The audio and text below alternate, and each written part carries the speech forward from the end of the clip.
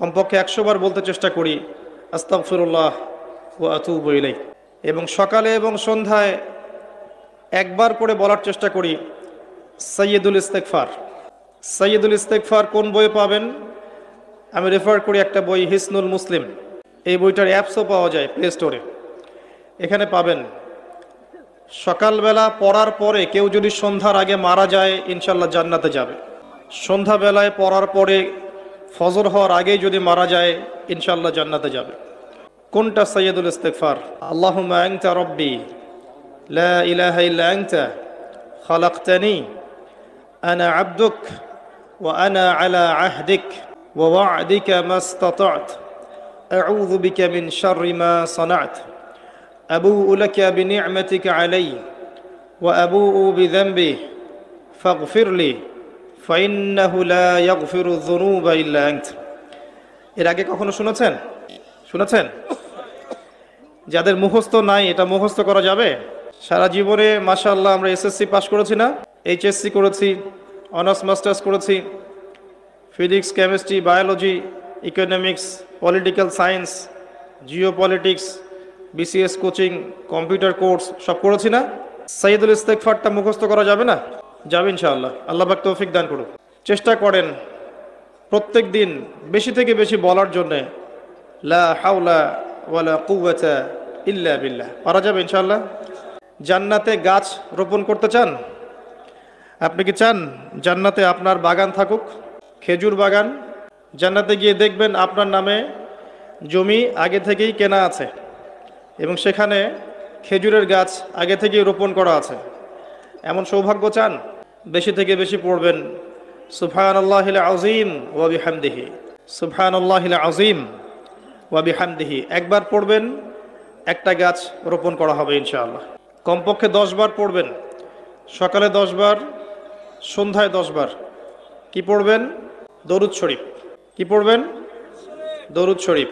সবচেয়ে ভালো হয় যদি আল্লাহুম্মা সাল্লি আলা মুহাম্মাদ ওয়া আলা আলি মুহাম্মাদ কামা সাল্লাইতা আলা ইব্রাহিম ওয়া আলা আলি ইব্রাহিম ইন্নাকা হামিদুম মাজিদ, এটা পড়তে পারেন। যদি এটা নাও পারেন, শুধু এতটুকু বললেই হবে ইনশাআল্লাহ, আল্লাহুম্মা সাল্লি ওয়া সাল্লিম আলা নবিয়িনা মুহাম্মদ। পারা যাবে ইনশাআল্লাহ। আল্লাহুম্মা সাল্লি ওয়া সাল্লিম আলা নবিয়িনা মুহাম্মদ। সকালে 10 বার, সন্ধ্যায় 10 বার। কি ফজিলত!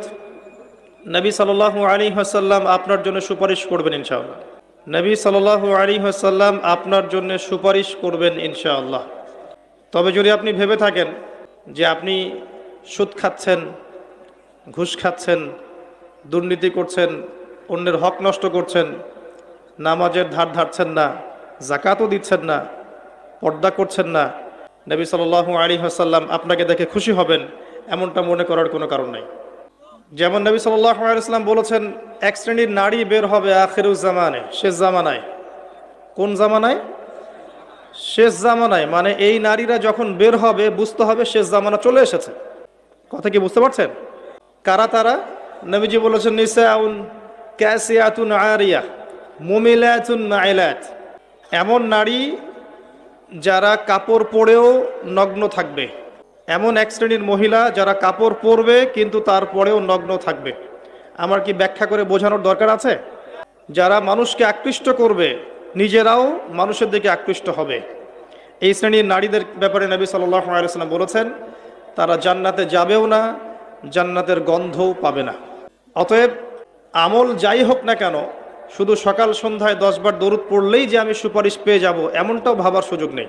প্রথমত আকীদা ঠিক করতে হবে, তাওহীদ শিখতে হবে, শিরক থেকে দূরে থাকতে হবে, সুন্নত শিখতে হবে, বেদাত থেকে দূরে থাকতে হবে, হালাল রিজিকের সোর্স তালাশ করতে হবে, পারিবারিক আদর্শটা ঠিক করার চেষ্টা করতে হবে, পর্দার বিধান মানার চেষ্টা করতে হবে, ইসলামের জন্য নিজের জান মাল সময় শ্রম ব্যয় করে কিছু করার ফিকির থাকতে হবে। যখন পরিপূর্ণ প্রচেষ্টা থাকবে এরপরে ইনশাআল্লাহ তাআলা নবী সাল্লাল্লাহু আলাইহি ওয়াসাল্লামের সুপারিশ আমাদের কপালে জুটে যাবে ইনশাআল্লাহ।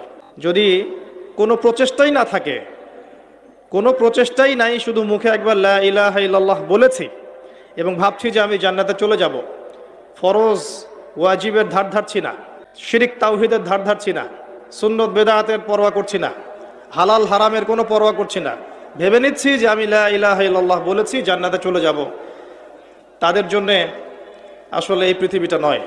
পৃথিবীটা বুদ্ধিভিত্তিক মানুষদের জন্য। দেখুন, লা ইলাহা ইল্লাল্লাহ মুখে বললেই যদি জান্নাতে যাওয়া যেত, তাহলে আব্দুল্লাহ বিন উবাই, মুনাফিকদের সর্দার, মদিনায় ছিল, সে কি দোষ করেছে? আমার কথা কি বুঝতে পারেন? আব্দুল্লাহ বিন উবাই এর নাম শুনেছেন? মদিনায় মুনাফিকদের সর্দার, ইসলাম কবুল করেনি, করে নাই, মুখে কালিমা পড়েছে না, কেন জাহান্নামে যাবে তাহলে? লা ইলাহা ইল্লাল্লাহ মুখে, তার আগে কলিজার ভিতরে, আগে কলবে, হৃদয় থেকে আল্লাহর সামনে আত্মসমর্পণ, আল্লাহ ছাড়া কোনো ইলাহ নাই, এটা মননে বিশ্বাস করা এবং সেভাবে আল্লাহর আদেশ নিষেধ মেনে চলার চেষ্টা করা। এরপরে কাজ করতে গিয়ে ভুল হতে পারে, তওবা করে ফিরে আসার সুযোগ আছে। লা ইলাহা ইল্লাল্লাহ এটাকে সরাসরি অস্বীকার করলে কাফের হয়ে যায়।